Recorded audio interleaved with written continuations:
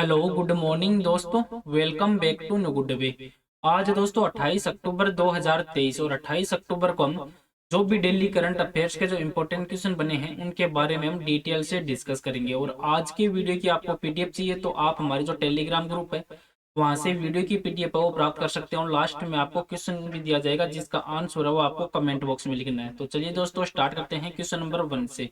आज का वीडियो आपको अच्छा लगे तो चैनल को सब्सक्राइब और इसका बेल आइकन अब जरूर प्रेस करें ताकि डेली के जो वीडियो अपलोड कर रहा हूं मैं उनका नोटिफिकेशन है वो आपको मिलता रहे। क्वेश्चन नंबर 1 है कि केंद्रीय शिक्षा मंत्री धर्मेंद्र प्रधान ने ये किस राज्य में 124 पीएम श्री स्कूलों का शुभारंभ किया है। तो इस क्वेश्चन का राइट आंसर है ऑप्शन नंबर सी, ये हरियाणा राज्य के अंतर्गत। जो केंद्रीय शिक्षा और कौशल विकास और उद्यमिता मंत्री हैं धर्मेंद्र प्रधान, इन्होंने हरियाणा के जो मुख्यमंत्री हैं प्रेजेंट टाइम में मनोहर लाल खट्टर, इनके साथ मिलकर जो हरियाणा में जो 124 पीएम श्री स्कूलों का शुभारंभ वो किया है। और इन स्कूलों को स्मार्ट कक्षाओं और सूचना और संचार जो प्रौद्योगिकी है इसमें डिजाइन हो किया गया। और पीएम श्री स्कूल योजना ये केंद्र सरकार की योजना है। और इस योजना के तहत जो 2022-23 है, इस 22-23 से लेके 2026 के बीच में जो 5 वर्षों की अवधि है, इन दोनों के बीच में जो पीएम श्री योजना इसके तहत लगभग 27,360 करोड़ रुपए वो खर्च किए जाएंगे। और इन स्कूलों में नवीनतम तकनीक, स्मार्ट कक्षा और खेल और आधुनिक जो इंफ्रास्ट्रक्चर है उस पर विशेष ध्यान वो दिए जाएगा। अब हरियाणा राज्य है तो हरियाणा राज्य ये भारत का उत्तर भारत में स्थित एक राज्य है जिसको आप मैप में देख सकते हैं। और इसकी राजधानी है चंडीगढ़। और हरियाणा की सीमाएं पंजाब, हिमाचल प्रदेश, राजस्थान से लगती है। और यमुना नदी है वो उत्तर प्रदेश के राज्य के साथ साथ जो हरियाणा का पूर्वी सीमा उसको भी परिभाषित वो करती है। और हरियाणा के जो प्रेजेंट है मुख्यमंत्री हैं वो है मनोहर लाल खट्टर। और राज्यपाल है बंडारू दत्तात्रेय। और हरियाणा में टोटल जिले हैं 22। और हरियाणा को राज्य का दर्जा मिला था, ये मिला था 1 नवंबर 1966 को। और हरियाणा की राजधानी है दोस्तों चंडीगढ़। अब हरियाणा से संबंधित जो इंपॉर्टेंट बिंदु बनते हैं उन पर एक नजर डाल लेते हैं कि मुख्यमंत्री दूध उपहार योजना है, इसका स्कॉच गोल्ड अवार्ड के लिए चयन हुआ। और मुख्यमंत्री तीर्थ दर्शन योजना का शुभारंभ किया गया। और हरियाणा एयरपोर्ट डेवलपमेंट कॉरपोरेशन है, इसकी वेबसाइट हाल ही में लॉन्च की गई। और हरियाणा नगर निगम दो अधिनियम है 1994 और हरियाणा नगर पालिका अधिनियम 1973 में संशोधन के बाद अध्यादेश को जो स्वीकृति दी गई है। और आयुष मंत्री ने योग मानस एप्लीकेशन है इसको लॉन्च किया। और हरियाणा स्टेट कैंपा के तहत 239.78 करोड़ रुपए के वार्षिक जो कार्य योजना को स्वीकृति और दी गई है। हरियाणा राज्य सरकार ने राज्य के जो पद्म पुरस्कार विजेताओं के लिए मासिक जो पेंशन की घोषणा की है। और हरियाणा राज्य में विमानन ईंधन संयंत्र स्थापित करने हेतु जो इंडियन ऑयल कॉर्प है इसके लाजा जेट है इसके साथ साझेदारी की गई है। नेक्स्ट क्वेश्चन है क्वेश्चन नंबर 2 कि किस बैंक ने 30 दिनों में शिकायत का निपटान नहीं होने पर रोजाना 100 रुपए की पेनल्टी की घोषणा वो की है। तो इस क्वेश्चन का राइट आंसर है ऑप्शन नंबर बी, ये भारतीय रिजर्व बैंक। तो आरबीआई है इन्होंने ऋणदाता और वित्तीय संस्थान और जो क्रेडिट ब्यूरो है उनको अब एक निर्देश दिया है कि वे अगर क्रेडिट की जो जानकारी है उसके बारे में ग्राहकों को शिकायतों का समाधान ये 30 दिनों के भीतर करे, अन्यथा उन्हें 100 रुपए का जो दैनिक जुर्माना वो लगाया जाएगा। और आरबीआई है तो इन्होंने ऋणदाता और वित्तीय संस्थान जो क्रेडिट ब्यूरो उनको भी अधिसूचित किया है कि उन्हें ग्राहकों की जो शिकायत है उनको 30 दिन के भीतर भीतर है वो सोल्व करना होगा, ताकि ये सुनिश्चित किया जा सके कि ग्राहकों की जो क्रेडिट जानकारी से संबंधित जो भी शिकायत है उनका समाधान तुरंत ही उन्हें मिल सके। अब आरबीआई है तो आरबीआई ने जो 30 दिन के समाधान आदेश के अलावा अनेक जो निर्देश और जारी किए हैं जिसमें निःशुल्क पूर्ण क्रेडिट रिपोर्ट हो ग्राहकों को दी जाए, एसएमएस और ईमेल अलर्ट भी ग्राहकों को भेजना होगा। और इसमें जो नोडल बिंदु है इसमें भी जो ग्राहकों की शिकायतों को दूर करने के लिए जो आईसीआईसी है उसके लिए एक नोडल बिंदु रखा जाएगा जिसमें मुद्दों के समाधान के लिए एक सुव्यवस्थित प्रक्रिया वो सुनिश्चित हो की जा सके। अब आरबीआई ये तो ये भारत का केंद्रीय बैंक है और भारतीय सभी बैंकों का संचालन है वो आरबीआई के द्वारा किया जाता है। और आरबीआई ये देश की जो इकोनॉमी है उसको भी कंट्रोल करता है। और आरबीआई का हेडक्वार्टर दोस्तों मुंबई महाराष्ट्र में इसका हेडक्वार्टर है। और आरबीआई की स्थापना है ये 1 अप्रैल 1935 को की गई थी। और आरबीआई के प्रेजेंट टाइम गवर्नर है शक्तिकांत दास। और आधार दर है 6.25%। और आधार जो जमा दर है ये 4% है जो बाजार बाजार है उस पर डिपेंड वो करती है।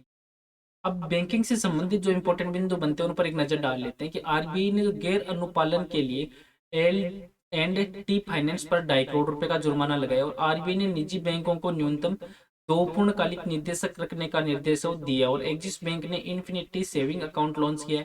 एचडीएफसी बैंक ने मेरियट के साथ भारत का पहला को branded hotel credit card launch किया। और आरबीआई ने कोहिमा में अपना उप कार्यालय खोला। और पीएनबी ने पीएनबी जीएसटी सहाय एप्लीकेशन है वो लॉन्च किया है। और फेडरल बैंक ने अपने संस्थापक के गांव में मुकुन्नूर मिशन है वो पहला आरंभ किया, और साउथ इंडियन बैंक ने विजय जो कुरियन है इनको अपना नया चेयरमैन है वो नियुक्त किया है। नेक्स्ट क्वेश्चन है क्वेश्चन नंबर 3 कि भारत के किस खिलाड़ी ने एशियाई पैरा खेलों में 50 मीटर जो राइफल एसएच फर्स्ट है इस इवेंट में स्वर्ण पदक को जीता है? तो इस क्वेश्चन का राइट आंसर है ऑप्शन नंबर डी, ये सिद्धार्थ बाबू के द्वारा ये पदक को जीता गया। जो सिद्धार्थ बाबू है इन्होंने एशियाई पैरा खेलों में जो 50 मीटर की राइफल है एसएच फर्स्ट इसमें गोल्ड मेडल जीता, और भारतीय पैरा एथलीट ने जो 26 अक्टूबर को एशियाई पैरा खेलों में सबसे अधिक पदक जीतकर इतिहास और रचा, जिसमें देश के पदकों की संख्या ये 18 स्वर्ण पदक के सहित अब टोटल मिला के 82 हो गए, और भारत ने इससे पहले 2018 के अंतर्गत एशियाई पैरा खेलों में टोटल 72 पदक जीते थे। अब स्पोर्ट्स से संबंधित जो इंपॉर्टेंट बिंदु बनते हैं उन पर भी एक नजर डाल लेते हैं कि पार्थ सालुन के ये यूथ वर्ल्ड तीरंदाजी चैंपियनशिप की जो रिकर्व कैटेगरी में गोल्ड जीतने वाले पहले भारतीय बने हैं। और नीदरलैंड है तो नीदरलैंड ने पुरुषों के दूसरा FIH हॉकी प्रो लीग का जो खिताब है वो जीता, और अधव अर्जुन को बास्केटबॉल फेडरेशन ऑफ इंडिया का अध्यक्ष चुना है। बांग्लादेशी क्रिकेटर तमीम इकबाल ने संन्यास की घोषणा की है। फीफा पुरुष जो फुटबॉल रैंकिंग में 100वें स्थान पर भारत पहुंचा है। दुबई में भारत की पहली महिला कबड्डी लीग उमा कोलकाता चैंपियन बनी है, और दीक्षा डागर ने चेक लेडीज ओपन में दूसरा खिताब वो जीता है। और क्रिस्टियानो रोनाल्डो ने 200 अंतरराष्ट्रीय मैच खेलने का गिनीज वर्ल्ड का रिकॉर्ड बनाया है। नेक्स्ट क्वेश्चन है क्वेश्चन नंबर 4 कि इंडिया मोबाइल कांग्रेस के 7वें संस्करण का आयोजन है वो कहाँ किया जा रहा है? तो इस क्वेश्चन का राइट आंसर है ऑप्शन नंबर ए, इसका आयोजन है वो दिल्ली में किया जा रहा है। जो प्रधानमंत्री नरेंद्र मोदी इन्होंने दिल्ली में जो इंडिया मोबाइल कांग्रेस का 7वें संस्करण है उसका उद्घाटन किया, और इस इवेंट या इस प्रोग्राम में दूरसंचार उद्योग के जो प्रमुख लोग हैं वो अत्याधुनिक तकनीक का प्रदर्शन वो करेंगे। और इस प्रोग्राम के दौरान जो प्रधानमंत्री नरेंद्र मोदी है इन्होंने सो जो 5G लिप्स पहल के तहत इसे के रूप में एक भारत के भर में जो शैक्षणिक संस्थानों में वहां पर स्थापित जो 5G यूज केस लैब्स हैं उनको पुरस्कार भी प्रदान किए हैं। नेक्स्ट क्वेश्चन है क्वेश्चन नंबर 5 कि प्रसिद्ध स्विस घड़ी निर्माता राडो ने किस अभिनेत्री को अपना वैश्विक ब्रांड एम्बेसडर के रूप में नियुक्त किया है? तो इस क्वेश्चन का राइट आंसर है दोस्तों ऑप्शन नंबर बी, ये कैटरीना कैफ को नियुक्त किया गया, जो डिजाइन बनाने के लिए और सामग्री में अपने नवाचार के लिए जो प्रसिद्ध स्विस घड़ी है राडो, इन्होंने बॉलीवुड सुपरस्टार अभिनेत्री कैटरीना कैफ इनको अपना एक वैश्विक ब्रांड एम्बेसडर के रूप में नियुक्त किया। और ये ब्रांड है ये नवीन और टिकाऊ डिजाइन बनाने में अपनी दृष्टिकोण के हिसाब से जाना जाता है। अब राडो है तो राडो की जो घड़ियां है वो स्विट्जरलैंड की एक मशहूर घड़ी कंपनी है जो दुनिया भर में लोकप्रिय और ये अपने उच्च गुणवत्ता और एक अलग ही डिजाइन के लिए जानी जाती है। और इस घड़ी की जो कीमत है वो लाखों करोड़ों में होती है। और इस तो ये घड़ी है कई घड़ियां हैं ये 50 लाख से भी इसकी अधिक है वो कीमत होती है। और लाडो है तो एक 1917 में स्थापित की गई थी, और ये ब्रांड वो उस तकनीक वाले जो सिमेरी सामग्रियों के अभिनव उपयोग और असाधारण डिजाइन के लिए अत्याधुनिक तकनीक को बनाने के लिए जानी वो जाती है। अब हाल ही में किसका ब्रांड एम्बेसडर बनाया गया उन पर भी एक नजर डाल लेते हैं कि प्यूमा ने मोहम्मद शमी को अपना ब्रांड एम्बेसडर नियुक्त किया, और रिलायंस की जियो मार्ट ने MS धोनी को ब्रांड एम्बेसडर बनाया।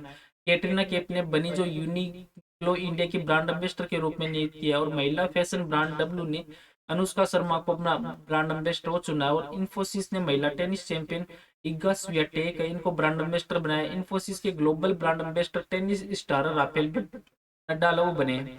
और चेतन भगत को जो edtech startup Henry Arvin education के लिए ब्रांड एम्बेसडर के रूप में नियुक्त किया गया है। नेक्स्ट क्वेश्चन है क्वेश्चन नंबर 6 कि विश्व सर्वदर्शी विरासत दिवस है वो प्रतिवर्ष कब मनाया जाता है? तो इस क्वेश्चन का राइट आंसर है ऑप्शन नंबर डी, ये प्रतिवर्ष 27 अक्टूबर को मनाया जाता है। जो ऑडियो विजुअल हेरिटेज के लिए विश्व दिवस है ये यूनेस्को और coordinating council of audio visual association है ये दोनों के लिए एक महत्वपूर्ण पहल में हो मानी जाती है। जो ऑडियो विजुअल संरक्षण पेशेवर और संस्थानों को सम्मानित करने के लिए जो भविष्य की पीढ़ियों के लिए हमारी विरासत की रक्षा करते हैं, और रिकॉर्ड किए गए जो ध्वनि और जो भी दृश्य सर्वे दस्तावेज उनके लिए महत्व और संरक्षण जोखिम के बारे में जागरूकता बढ़ाने के लिए 27 अक्टूबर को विश्व सर्वदर्शी विरासत दिवस के रूप में मनाया जाता है। अक्टूबर मंथ है तो अक्टूबर मंथ में हाल ही में निम्न इंपोर्टेंट दिवस और मनाए गए जिन पर एक नजर डाल लेते हैं कि 1 अक्टूबर को अंतर्राष्ट्रीय वृद्धजन दिवस और विश्व शाकाहारी दिवस के रूप में मनाया गया। 2 अक्टूबर को गांधी जयंती और अंतर्राष्ट्रीय अहिंसा दिवस। 3 अक्टूबर को विश्व पर्यावरण दिवस। 4 अक्टूबर को विश्व पशु कल्याण दिवस। 5 अक्टूबर को विश्व शिक्षक दिवस। 8 अक्टूबर को भारतीय वायुसेना दिवस, 9 अक्टूबर को विश्व पोस्ट दिवस, 10 अक्टूबर को विश्व मानसिक स्वास्थ्य दिवस, 11 अक्टूबर को अंतर्राष्ट्रीय लड़की बाल दिवस, 12 अक्टूबर को विश्व गाठिया दिवस, 13 अक्टूबर को अंतर्राष्ट्रीय आपदा न्यूनीकरण दिवस, 14 अक्टूबर को विश्व मानक दिवस और 15 अक्टूबर को विश्व छात्र दिवस के रूप में मनाया गया और 16 अक्टूबर को विश्व खाद्य दिवस और विश्व रेड दिवस, 17 अक्टूबर को अंतर्राष्ट्रीय गरीबी उन्मूलन दिवस, 20 अक्टूबर को विश्व सांख्यिकी दिवस के रूप में और 23 अक्टूबर को मॉल दिवस और 26 अक्टूबर को विश्व पोलियो दिवस के रूप में मनाया गया है। नेक्स्ट क्वेश्चन है क्वेश्चन नंबर 7 कि केंद्रीय कर्मचारियों को केंद्र सरकार ने महंगाई भत्ता जो डीए है उसमें कितने प्रतिशत की बढ़ोतरी का ऐलान किया है। तो इस क्वेश्चन का राइट आंसर है ऑप्शन नंबर ए, ये 4% की बढ़ोतरी का ऐलान किया गया है जो केंद्रीय कर्मचारियों को। अब केंद्र सरकार ने एक बड़ी खुशखबरी दी है जिसमें जो महंगाई भत्ता डीएनएस अलाउंस इसमें जो 4% की बढ़ोतरी की है और जो ये केंद्रीय मंत्रिमंडल है इस बैठक में इसका फैसला लिया गया और जो बढ़ावा डीओ 1 जुलाई से लागू करने की घोषणा वो भी की गई है 1 जुलाई 2024 से। और इससे केंद्र सरकार ने 1 करोड़ से भी अधिक कर्मचारी और पेंशन जिनको पेंशन मिलती है उनको भी इसका फायदा पहुंचाने की घोषणा की है। तो सरकार की मंजूरी के बाद अब केंद्रीय कर्मचारियों का डीए यह 42% से बढ़कर 46% करने का घोषणा की गई है और बढ़े हुए डीए का जो कैलकुलेशन है वो बीते 1 जुलाई 2023 से किया जाएगा। ये 2024 नहीं 2023 है, 2023 से इसका कैलकुलेशन वो किया जाएगा और जुलाई से अक्टूबर तक का जो बकाया जो महंगाई भत्ता भी मिलेगा अब जो पेंशन है जिनको मिलती है। और इसके अलावा नवंबर महीने में जो सैलरी में जो डीए मिलेगा वो 42% के बजाय 46% देने का घोषणा की गई है इसमें। अब इकोनॉमी से संबंधित जो इंपॉर्टेंट बिंदु बनते हैं उन पर एक नजर डाल लेते हैं कि केंद्र सरकार ने प्रमुख उर्वरकों पर 22,303 करोड़ रुपए की सब्सिडी को मंजूरी दी है। वैश्विक आर्थिक विकास में भारत का योगदान अगले 5 वर्षों के भीतर मौजूदा 16% से बढ़कर 18% हो जाएगा और भारत ने स्थानीय कीमतों को नियंत्रण रखने में चीनी निर्यात पर प्रतिबंध लगाया और चालू वित्त वर्ष में 6.3% की दर से जो भारतीय अर्थव्यवस्था वो बढ़ेगी जिसमें फिक्की के द्वारा यह सर्वे किया गया है। और औद्योगिक उत्पादन अगस्त में 10.3% से बढ़कर ये 14 महीनों में उच्चतम स्तर पर पहुंच चुका है और खुदरा मुद्रास्फीति है वो सितंबर में जो मंथ में घटकर ये 5.2% हो गया है। नेक्स्ट क्वेश्चन है क्वेश्चन नंबर 8 कि भारतीय वायुसेना कमांडर के 2 दिवसीय सम्मेलन का उद्घाटन वो किसने किया है। तो इस क्वेश्चन का राइट आंसर दोस्तों ऑप्शन नंबर बी है, राजनाथ सिंह के द्वारा इसका उद्घाटन वो किया गया है। तो रक्षा मंत्री है प्रेजेंट टाइम में राजनाथ सिंह, इन्होंने दिल्ली में जो वायुसेना कमांडर है उनके लिए 2 दिनों का एक सम्मेलन का उद्घाटन किया है और इस पर जो रक्षा मंत्री को वायुसेना के प्रमुख एयर मार्शल चीफ वी.आर. चौधरी ने भारतीय वायुसेना की जो परिचालन तैयारियों के बारे में भी जानकारी दी है पूरी। और इसी जानकारी को मद्देनजर रखते हुए राजनाथ सिंह के द्वारा ये उद्घाटन किया गया और इस सम्मेलन को हर 2 वर्षों के भीतर में अंतराल में आयोजित किया जाता है। नेक्स्ट क्वेश्चन है क्वेश्चन नंबर 9 कि किस देश के पूर्व प्रधानमंत्री ली केकियांग इनका निधन हो गया है। तो इस क्वेश्चन का राइट आंसर दोस्तों ऑप्शन नंबर सी, ये चीन के थे। जो भारत के पड़ोसी देश है चीन, इसके पूर्व प्रधानमंत्री रह चुके हैं ली केकियांग। इनका हाल ही में 68 वर्ष की उम्र में इनका निधन वो हो चुका है। और ली केकियांग वो पिछले कुछ समय से संघाई में छुट्टियां मना रहे थे और उनका दिल का दौरा पड़ने से मृत्यु हो चुकी है। और केकियांग ये सन 2013 से लेकर 2023 तक चीन के प्रधानमंत्री और रह चुके हैं और वह चीन की जो सत्तारूढ़ कम्युनिस्ट पार्टी के नेता भी थे। अब चाइना है, तो चाइना एशिया में दक्षिण पूर्व में स्थित एक देश है जिसको आप मैप में देख सकते हो। और इसके पड़ोसी देश हैं भारत, पाकिस्तान, अफगानिस्तान, ताजिकिस्तान, किर्गिस्तान और मंगोलिया, रूस, उत्तरी कोरिया, वियतनाम, भूटान, नेपाल और म्यांमार।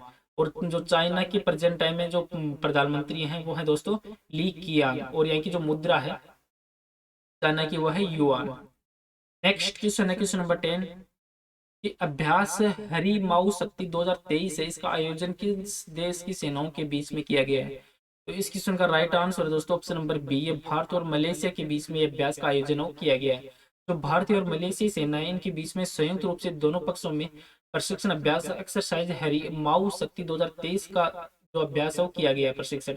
और मलेशियाई सेना के दल में जो मलेशियाई सेना की जो 5वीं रॉयल बटालियन के सैनिक शामिल है और जबकि भारतीय दल का प्रतिनिधित्व है और राजपूत रेजिमेंट के एक बटालियन के द्वारा किया गया। और इस अभ्यास का पिछला संस्करण है ये 2022 में मलेशिया में आयोजित किया गया था। चलो दोस्तों आज का नेक्स्ट और लास्ट क्वेश्चन है जिसका आंसर आपको कमेंट बॉक्स में लिखना है। कि किस बैंक ने 30 दिनों में शिकायत का निपटान नहीं होने पर रोजाना 100 रुपए की पेनल्टी की घोषणा की है।